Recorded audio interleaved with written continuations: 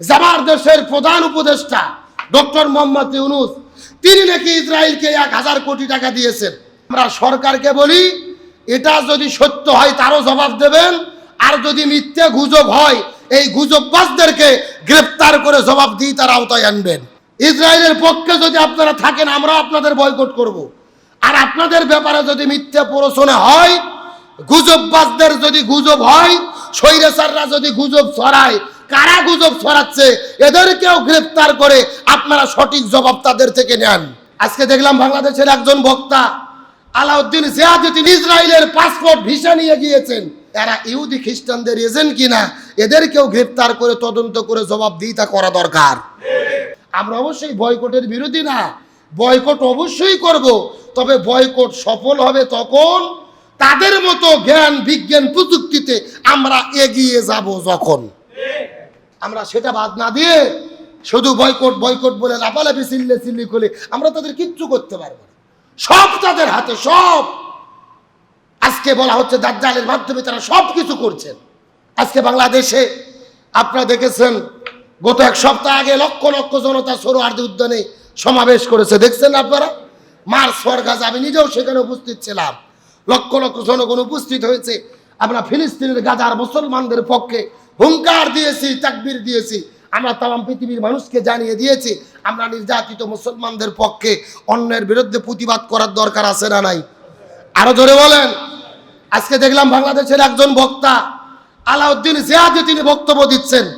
জামার দেশের প্রধান উপদেষ্টা ডক্টর মোহাম্মদ ইউনূস তিনি নাকি ইসরায়েলকে 1000 কোটি টাকা দিয়েছেন, আবার বলতেছেন 100 কোটি টাকা দিয়েছেন। আমরা ভালো কোনো মিডিয়াতে খবর পাই নাই।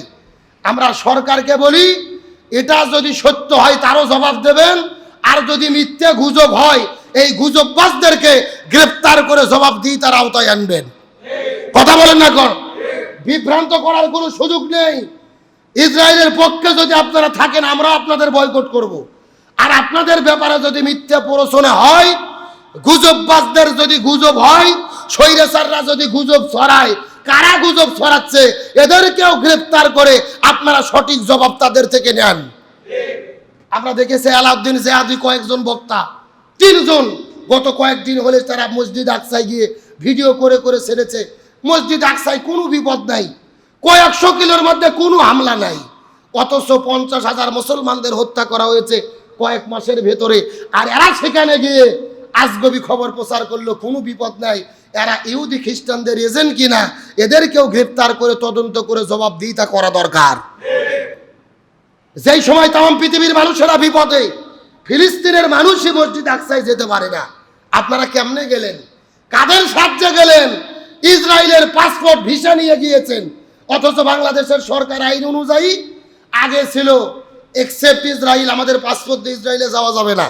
কিন্তু স্বৈরাচার হাসিনা আসার পরে ওটা আউট করে দিয়েছিল, ইসরায়েলে যাওয়ার ব্যবস্থা ছিল। ডক্টর ইউনূস আবার উঠাইয়া দিয়েছে, আলহামদুলিল্লাহ বলেন।